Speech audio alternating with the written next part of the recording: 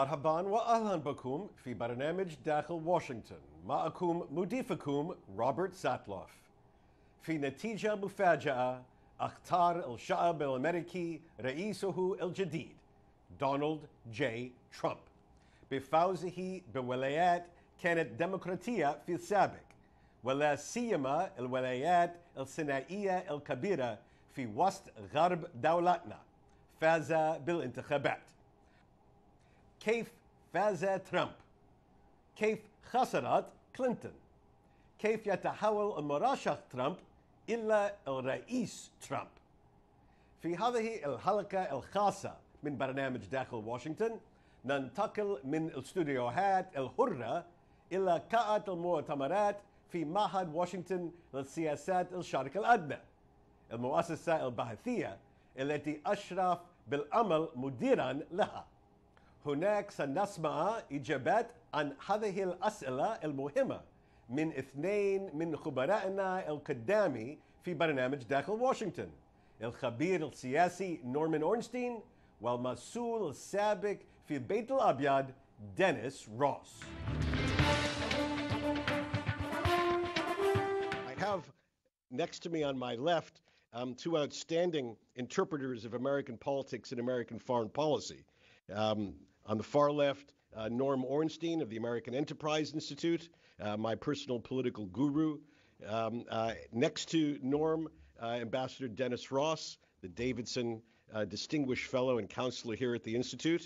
And I will turn to them in just a few minutes. But first, we're going to turn to the Middle East, where if you watch your screens, you will see over the next few moments really fine journalists from the Gulf, from Jordan, and from Israel, offering views from the region on reactions to the election of Donald Trump and expectations for the administration that he will lead. So first, we're going to turn to Jamal Khashoggi. Jamal is a very well-known and respected Saudi journalist, general manager and editor-in-chief of Al Arab News Channel, a longtime presence in Arab media. I'm delighted to welcome Jamal this morning. Jamal? Okay, thank you for inviting me. I'm sure Saudi Arabian officials were caught off guard by the election of Mr. Trump. I'm sure they were expecting the lady they know very well, and they had a plan how to re-energize Saudi-American relationship with Mrs. Clinton. But now they have to go back to the drawing board and plan with the uncertainty of Mr. Trump, whom they don't know very well, and I presume everybody don't know his policies very well. Basically, Saudi Arabia wants good relationship with America. With the last 60 years, we have had this good relationship, so we want to have it back again. Thank you very much, Jamal. A note of concern and some anxiety from Jamal Khashoggi, our Saudi journalist. Now we're going to turn to Amman and the editor-in-chief of El Ghad newspaper, the independent newspaper in Amman, Jordan, and that's Jumana El Ghunaymat. Jumana, the floor is yours. You know, the issue today is very excited and is very hot, as we said, because, you know, it was a big surprise when the American people elected Mr. Trump. The reaction here in Amman or in Jordan in general, with the majority of the people were shocked. You know, how come the American chose Mr. Trump to be the president for the country whom control the world, let's say. This is first of all. And maybe the little people were happy with Trump. And there is no explanation for this, why they are happy, because, you know, the logic said, you know, they should not be, because of the Trump as a candidate were a controversial person, and he had his strange opinion about women, about American African, about Muslim, about all of these abnormal thoughts and situation. But all in all, I think we don't know till now if the choosing of Trump will change the United States of America or perhaps the world. We are waiting to see. But what I think that the personality of the president at the end of the day, it will affect the decision and the policy, but not on the whole issue. Maybe it will affect in a part, but on the other part, I believe the American institutions still have a big role in the decision or in making the policies there or the policies of the state. Thank you, Jumana. That's excellent. So I heard a note of continuity expected in bilateral relations, a note of concern about the fate of any American effort to promote reform, democracy, internal change in Middle Eastern countries, and a hope that American institutions, not just the American president, play their historic role in the determining of broader strategic issues throughout the region. Sure. We'll turn now. Right. Thank you. We'll turn now after Saudi Arabia and Jordan. Let's turn to Israel. And in Israel, we'll hear from the founding editor of the Times of Israel, David Horowitz. A few points that I noted down, and I'll try and be as brief as the two previous speakers were. But I think Israelis have a great deal less faith in opinion surveys and pollsters than Americans seem to. Polling in Israel is spectacularly discredited. They get everything wrong all the time. And therefore, I think the result was still a shock, but it was not like, wow, how could the polls have been wrong? We know the polls are, generally wrong. We would have voted for Hillary Clinton over Donald Trump by a good margin, 10 and 15% in various polls. At the same time, and this is instructive, Israelis were telling the pollsters they thought that Trump would probably be, whatever it means, better for Israel. We want people to care about us. I think a second factor, we want people to understand the challenges that we face. That's been a big source of friction between Israel and the Obama administration. A sense in the American administration that we don't know what's good for us, and a sense in Israel that the Obama administration has underestimated how treacherous this region can be, the challenges we face, the fact that people don't just want to live and let live in this part of the world. Some of them want to kill and be killed, and better still to encourage other people to kill and be killed in some perverted sense of what God requires of them. We want an American president who understands the evil that people can do. In terms of a couple of specific issues, the two big areas where we had disagreements with the Obama administration, apart from sort of broad political philosophy, which is a big factor, the Iran deal and the Palestinian conflict. So on the Iran deal, again, it comes into that do we know where we stand thing. Trump has said that it's a very bad deal, sold Israel down the river and so on. In the same speech that he gave at AIPAC in March, he said he would cancel the Iran deal, and he said he would ensure that it was very rigorously monitored and implemented. In other words, they were both kind of positive sentiments, but they weren't quite the same thing. David, excellent. Thank you very much. So the interesting division in Israeli public opinion polling about who do they want and who will be better. An important note about uncertainty, even on some of the basic issues facing Israeli national security. Which direction is Trump really going to go on the Iran deal? Rip it up or just enforce the hell out of it? Both statements that he has made. So now I'm going to turn the floor over to my friend Norm Ornstein. Norm, whatever you prefer. Sure. Thank you, Rob.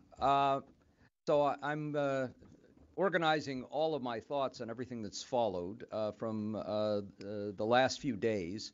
I confess that I was among those who was pretty confident going into election eve, and indeed until 8 or 9 o'clock, that Hillary Clinton was going to win.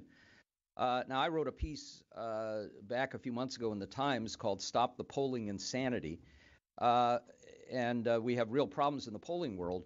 But the polling averages have tended to be reasonably good, and there we had some pretty overwhelming numbers, including in some of these pivotal states that Trump ended up winning.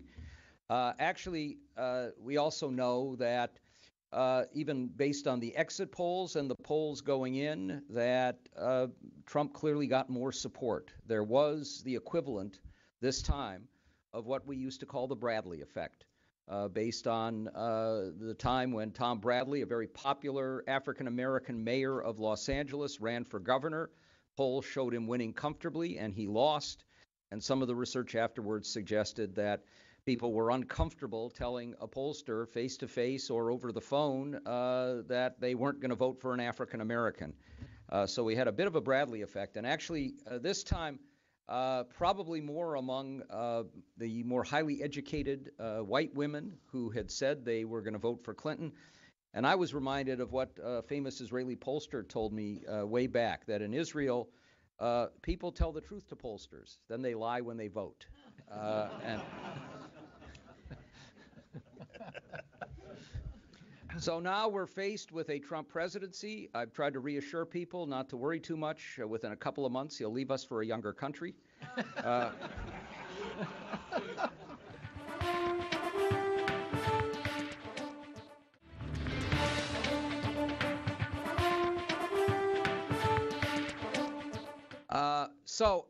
I want to just try and lay a little election context and then talk about what I would see as some of the best case and worst case scenarios for where we may be. As I've talked over many months about American politics, I said keep in mind two-word phrases: angry populism and partisan tribalism. And both are even more significant now. We had a unique campaign in many respects. We had two candidates whose approval ratings were underwater. We've never had that before. Two candidates more unpopular than popular. That made a difference. What also made a difference was an unbridled contempt for Washington that had been built up over many years. And a lot of that, I would say, was a very direct and explicit strategy of Republicans in Washington through the Obama presidency that worked like a charm in winning midterm elections, because it wasn't just based on blocking what President Obama wanted. It was on delegitimizing the president and the political system and everything that went on in Washington, and exploiting that angry populism of the Tea Party movement out there, which brought them unprecedented majorities in Congress in 2010 and another big victory in 2014. And then came back to bite them during the Republican presidential nominating process, when they ended up with a slew of candidates who they really didn't particularly want to emerge, but those who ran against their own leadership as much as they did against Democrats. And keep in mind that we ended up with two viable candidates with a chance of winning a nomination: Donald Trump, the outsider's outsider, and Ted Cruz, the insider's outsider, whose calling card was going on the Senate floor and calling his own leader, Mitch McConnell, a liar. So that was the nature of those politics. And when you have that kind of contempt for Washington that's built up among people as they see everything falling apart and nothing working, the idea that this guy may have all kinds of problems, but how could anything be worse than what we've got now, resonated with people. And the sense that he didn't know anything about policy, that he had never been involved in government, just was brushed aside because the insiders had done so badly. Now, you can't look at what's going on out there without also realizing that the angry populism has real roots.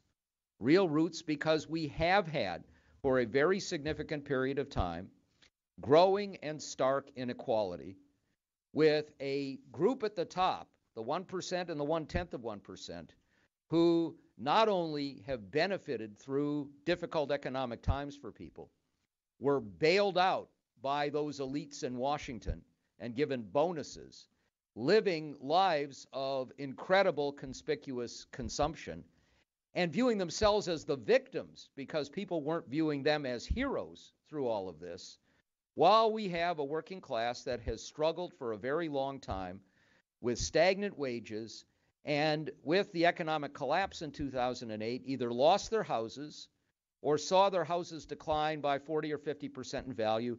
Most Americans do not have savings in the bank. Their savings, their nest egg, is the home. That's what they have to take care of their kids or to look forward to in retirement. And it was devastated. People got either lost their jobs or got stuck in dead-end jobs where their employers knew they had nowhere to go and so could exploit them more. You're going to work longer hours and you're not going to get any more pay. So the anger from that, which manifested itself on the left with the Occupy Wall Street movement and on the right with the Tea Party movement, was there and is there. I'll turn now to Dennis. I think there are a few people in Washington who have had more experience transitioning from administration to administration, Republicans to Democrats, Democrats to Republicans, and I think it would be really useful to get that perspective and how a candidate Trump evolves into a president-elect and eventually a President Trump. So, Dennis, the floor is yours. Yeah, I want to pick up on some of what we heard from the journalists in the Middle East, and then also, I think, make a few observations about the kind of choices I think generally that a President Trump as opposed to a candidate Trump is going to face. The first thing, I mean, listening to the three different journalists, one of the things I was struck by is that, in diplomacy, I've often said that when you do surprises, you usually drive your friends into the fetal position. And this is an election that I think has driven many people overseas into a fetal position. I think they're a little bit like the stock market, where uncertainty is something that's unwelcome. And right now, they really don't know what Donald Trump as president will do. And also, it's not just that they don't know what he will do, it's that during the course of the campaign, there were enough statements that he made that were not consistent that gives them reason to have uncertainty and to be uneasy. Norm, I think, touched on something at the end. Think about the following. Candidate Trump made it very clear it's not just that the United States is going to be great again, the United States is going to be strong again. But the United States is going to be strong again at the same time that he raised questions about NATO. At the same time that when he was asked, would you come to the defense of the Baltics, he made it clear that, well, that would depend upon what they're contributing, which is ironic because actually if you look at the Baltic countries in NATO, they actually spend much more of a percentage of their GDP on defense than almost anybody else. But the fact that you raise a question about whether you'll be there in the crunch raises questions on, does any commitment mean anything? Bear in mind the following. Countries don't seek commitments for the easy times. You don't need a commitment in the easy times. You need a commitment for the hard times. You need a commitment for the crunch. You need, when you're facing what is a potential devastation, you need to know that your friend is actually there. One of the things I think that a President Trump is going to need to do is, in effect, reassure allies and make it clear that he will actually be there. Clarifying this particular point, I think, would be useful to do even before he becomes president. I mean, during the transition period, it offers him, I think, a very useful time to make it clear that NATO is important, that alliances matter, that he understands that for us to be great in the world, we actually need others to be able to work with us. Now, I also think when I look at the Middle East, candidate Trump said that he would destroy ISIS. Now, it's interesting that when you say you will destroy ISIS, the one thing absolutely that you need to destroy ISIS, you need the Sunni Arabs. You need the Sunni Arabs because when ISIS is liberated from certain areas, you need the Sunni Arabs to be able to replace them. You need the Sunni Arab states to help with reconstruction. You need them to help in terms of the aftermath and helping in governance. And you need them most of all to discredit. We can't discredit ISIS, and you can't destroy ISIS unless ISIS gets discredited, and we can't discredit them. And obviously the Iranians can't discredit them. And here, I'll raise another point that Norm made. We obviously know that candidate Trump went out of his way during the course of the campaign to offer, I think, a consistent set of comments that we're obviously highly favorable towards Vladimir Putin. Maybe the Russians are giddy right now in Moscow. The fact of the matter is that Trump would like to have better relations with Russia, and that's good. I mean, having better relations with Russia is fine, provided it's based on something, provided it's based on the Russians also having a set of responsibilities, provided it's based on it being a two-way street, provided the Russians understand that when they transgress certain basic global norms, there's a consequence for doing so. Now, again, let's go back to this notion of destroy ISIS. If you're going to destroy ISIS, as I said, you need the Sunnis. If you're going to have the Sunnis on your side, they're all going to be looking at what we do in Syria. Not what we do in Syria vis-a-vis Raqqa, which is a part, obviously, of defeating ISIS, but what we do vis-a-vis Assad. That'll be a very good question.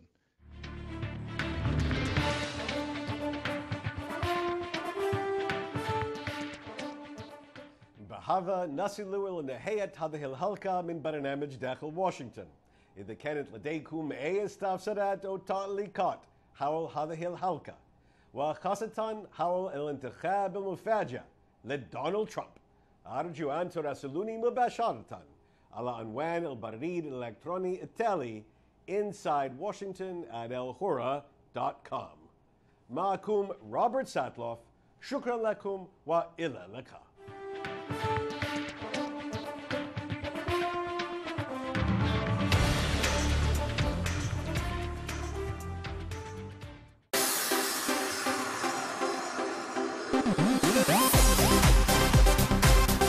أهلا بكم مشاهدينا في N2K جديد، كل ما نتابع ونبحث ونشاهد على الإنترنت.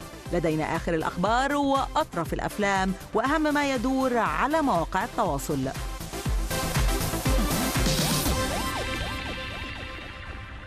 في حلقة اليوم، كيف تفاعلت مواقع التواصل مع فوز ترامب بانتخابات الرئاسة الأمريكية، ونخبة من أفضل الأفلام على فيميو، وآخر تقليعات فن طلاء الأظافر على الشبكة. لكن أولاً إلى ما شاهده العالم هذا الأسبوع. نبدأ بتكنولوجيا تحول طريقة رؤيتنا إلى الفن.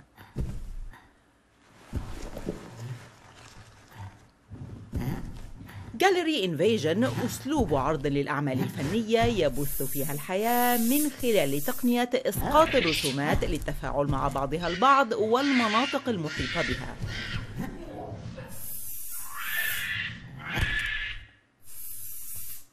نفذ العرض التجريبي استوديو سكال مابينج الذي استخدم القرد والطائرة لإضافة الحركة لمجموعة اللوحات. ولفت الفريق الأنظار على الإنترنت بأكثر من 45,000 مشاهدة على فيميو حتى الآن.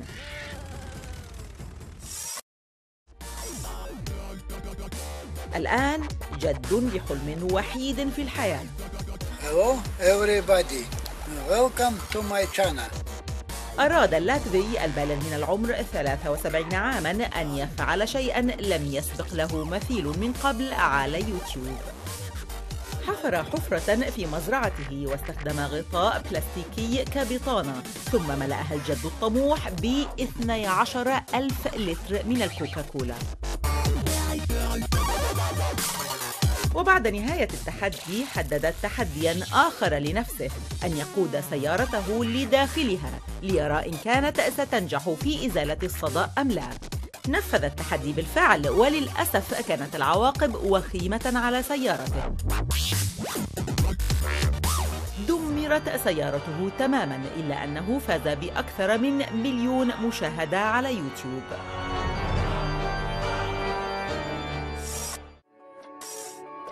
أخيراً، مخرج اختار هدفاً مختلفاً تماماً.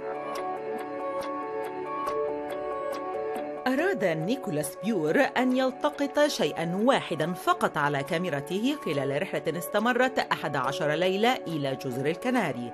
درب التبانة يظهر من الأفق. تشتهر لابالما بارتفاعها وهوائها الجاف وقلة التلوث الضوئي، لذا كانت المكان المثالي لتحويل حلمه إلى حقيقة.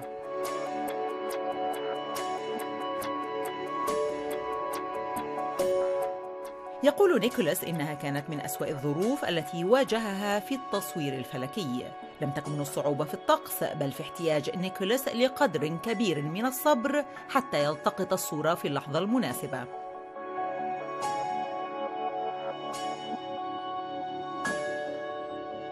وكوفئ صبره وقدرته على التحمل بأكثر من 50,000 مشاهدة ومكان على قائمة موظفي فيميو.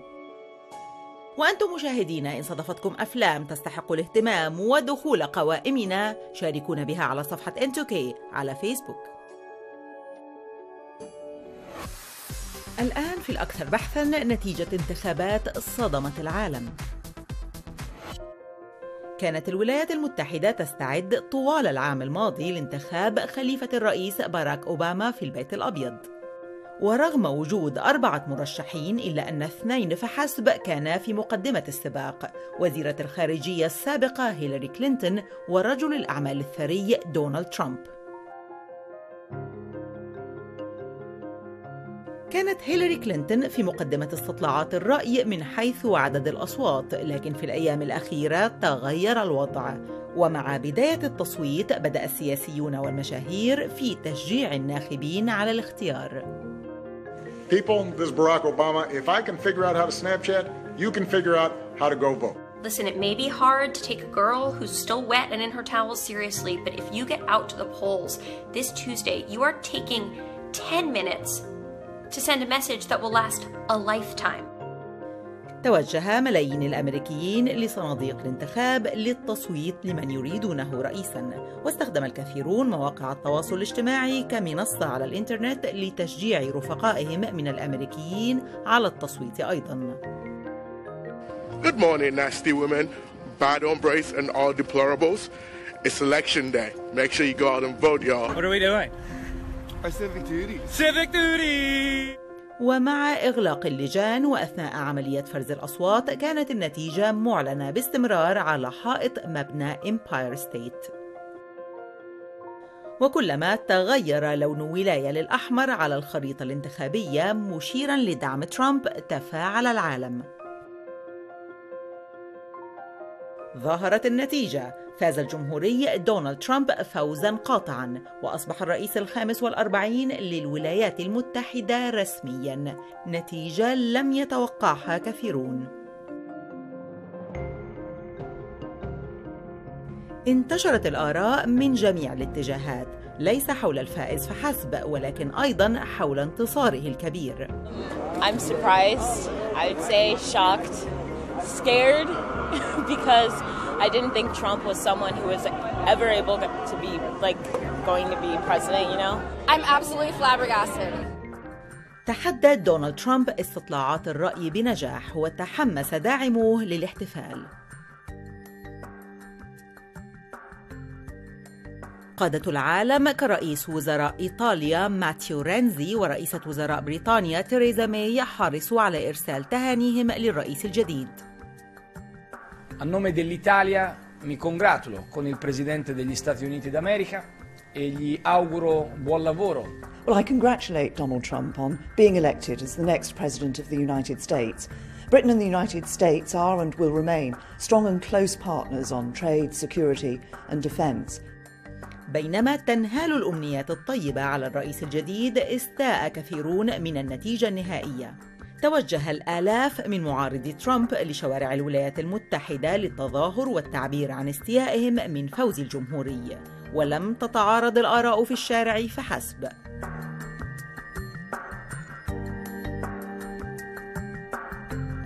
بعد إعلان النتيجة، امتلأت مواقع التواصل الاجتماعي بالتعليقات على تويتر وفيسبوك وإنستغرام.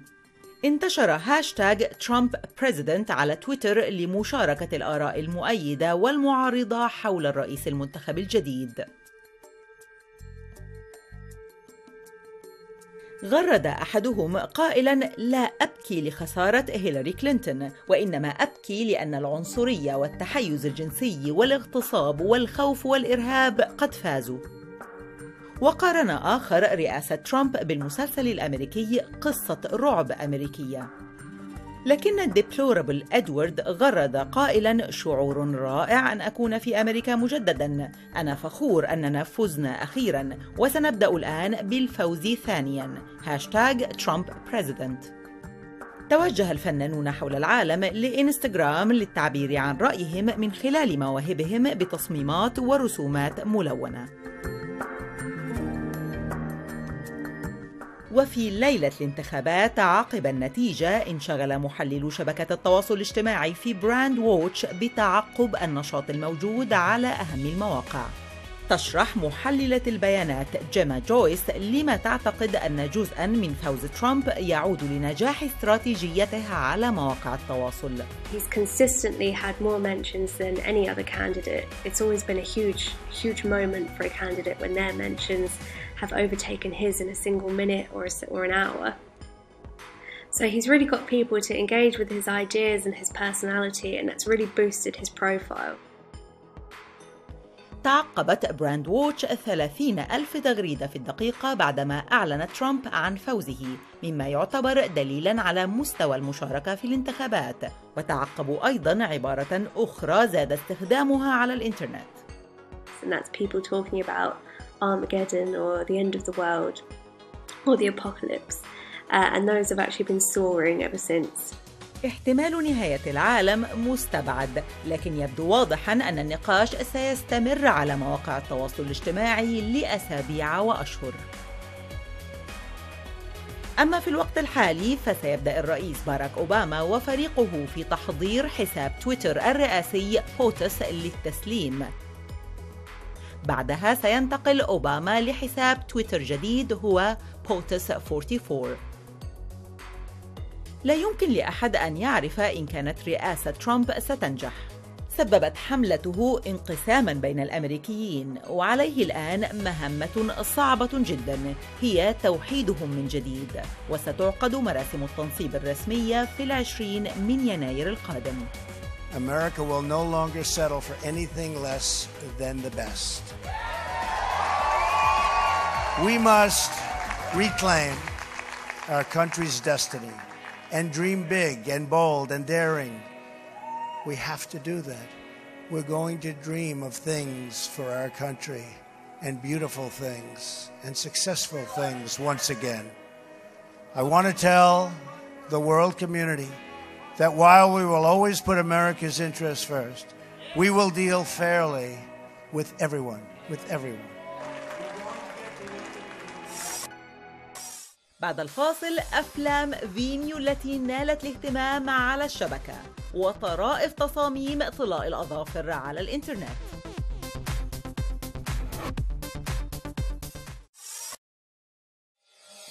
بعد قليل أفلام فينيو دليل على أن الرسوم المتحركة ليست للصغار فقط، وصيحة طلاء أظافر تحفز جمهورها على الإبداع.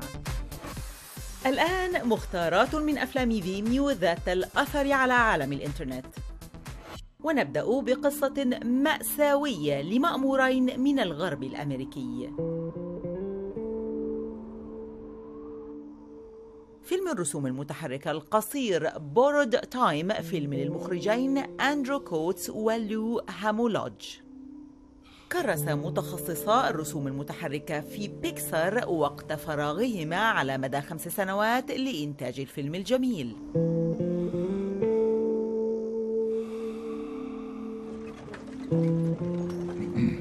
بعدما عمل على بعض أفلام الجوائز كإنسايد أوت وبريف، أراد أندرو ولو أن ينتجا عملاً أكثر قتامة وأكثر جرأة في 7 دقائق.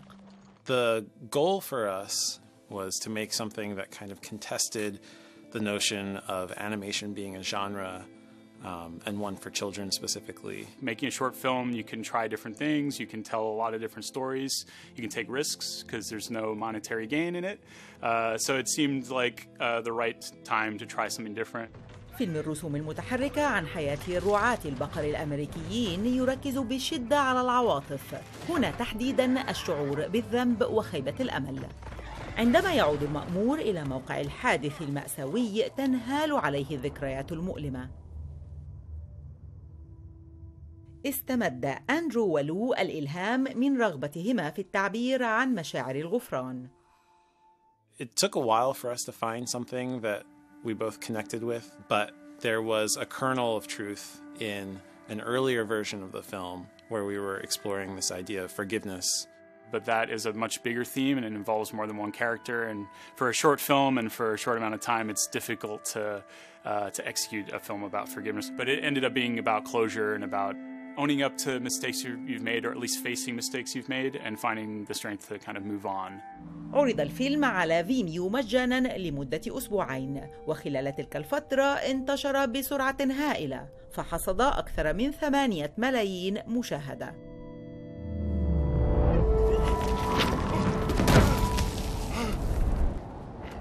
ولم يقتصر النجاح على الشبكة، رشح الفيلم للأوسكار بفضل عدد الجوائز التي نالها. بورد تايم يثبت أن الرسوم المتحركة ليست للصغار فقط.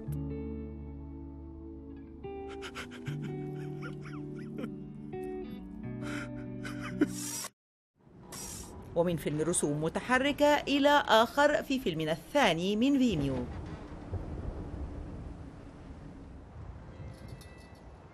بوالو من إنتاج فريق من طلاب الدراسات العليا بإز آرت، مدرسة صناعة ألعاب الفيديو والسينما ثلاثية الأبعاد والمؤثرات البصرية. العنوان تعبير دارج لوصف جنود المشاة الفرنسيين في الحرب العالمية الأولى، وتعني حرفياً الرجال شعث الشعر بسبب شعر لحاهم وشواربهم الكثيف.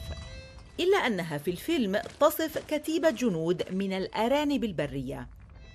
يتتبع الفيلم الجنود بينما ينتظرون مغادرة أرض المعركة، ومن بينهم فرديناند الأرنب الشاب الذي يلعب الهارمونيكا. نسمع إشارة الصفير ويبدأ الهجوم، ثم يواجه فرديناند عدوه الأول، مخلوقاً مرعباً. أتى عمل الطلاب الشاق أكله. حصل الفيلم القصير على جائزة لجنة التحكيم الكبرى من إز آرت، واستمر النجاح على الإنترنت مع قرابة 100,000 مشاهدة، ومكان على قائمة العاملين بفيميو. أخيراً متعة للعين مع حركة فنية فريدة من نوعها. يمزج انتركونكشن الهندسة المعمارية والتكنولوجيا الحديثة باستخدام تقنية إسقاط الخرائط. بدلاً من استخدام أجهزة عرض الفيديو التقليدية على شاشة مسطحة، يسقط الضوء على أي سطح، فتتحول الأشياء العادية من حولنا إلى أسطح للعروض التفاعلية. أمر يمكن تنفيذه فقط بتنسيق عمل 104 جهاز عرض، وهو ما فعله الفريق لأخذ المشاهد في رحلة رائعة. قدم العرض في آي ماب، أحد أكبر معارض رسم خرائط الفيديو ثلاثية الأبعاد في العالم، حيث استخدموا قصر البرلمان في بوخارست خلفية لعرضهم. يكشف المؤسس والرئيس التنفيذي لشركة لايم لايت ديفيد إستفان عن مصدر الإلهام للعرض. First of all, we have the story that we want to tell, which is in this case basically a dialogue, an inner dialogue inside of a human being between the rational and the emotional part. Then we have the building. The architectural characteristics of the building should be integrated into the animation that we create. And we have the music as the third and very important element. And when those three are together, then we are on a good track. العرض الرائع مجرد واحد من عدد كبير من عروض الفريق. تخصصت لايم لايت في الاستخدام الفريد للإضاءة في العروض لأكثر من عقد من الزمان. لم يفز الفريق بجوائز آي ماب 2016 فقط، بل جذب أيضاً انتباه جمهور الإنترنت بأكثر من 100,000 مشاهدة على فيميو.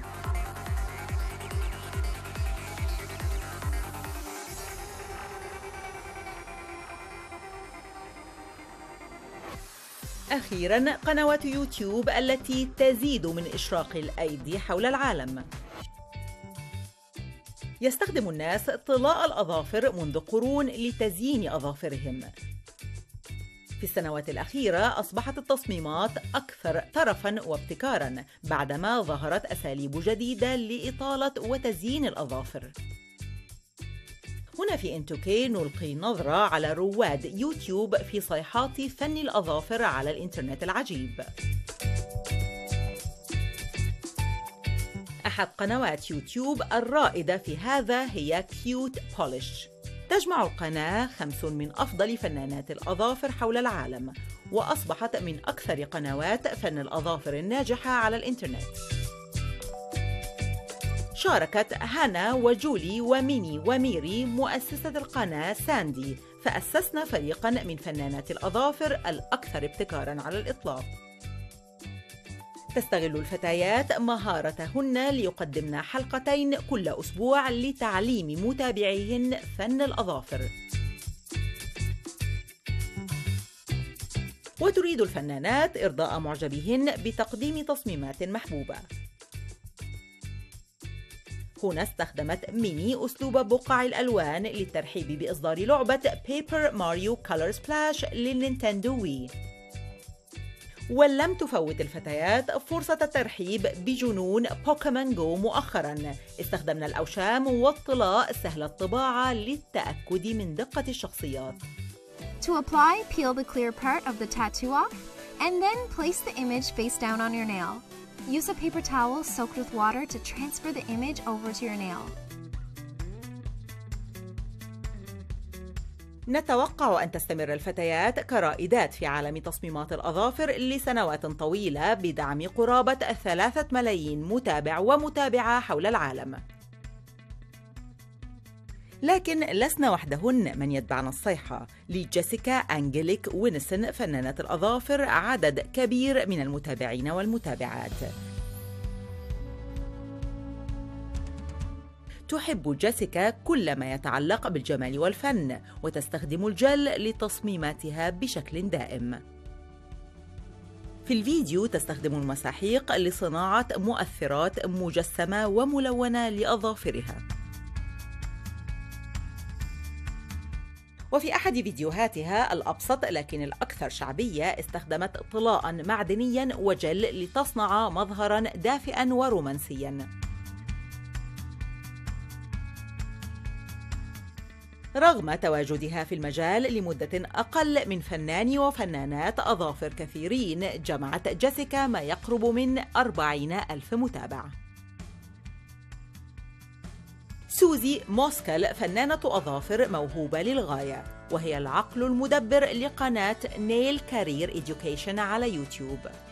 حصل الفيديو على أكثر من 1,000,000 مشاهدة، وتستخدم فيه الأكريليك والجواهر وحبر وأقلام فن الخط لتصمم الأظافر وتبنيها على شكل ذيل حورية البحر.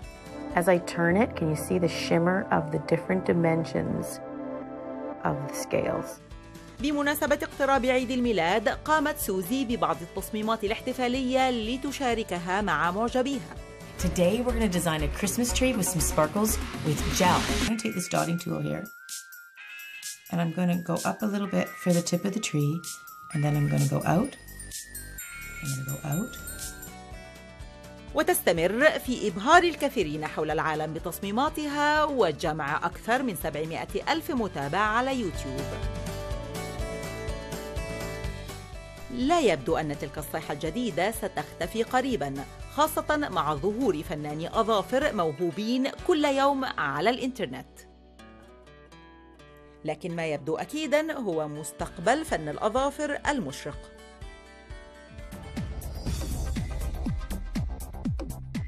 نترككم الآن على وعد بلقاء الأسبوع القادم لنعرض عليكم هذه الفيديوهات وغيرها ونرى ما وراءها من مواضيع وأخبار. ولا تنسوا يمكنكم أن تشاركونا على فيسبوك بأفلام تستحق المشاهدة على N2K.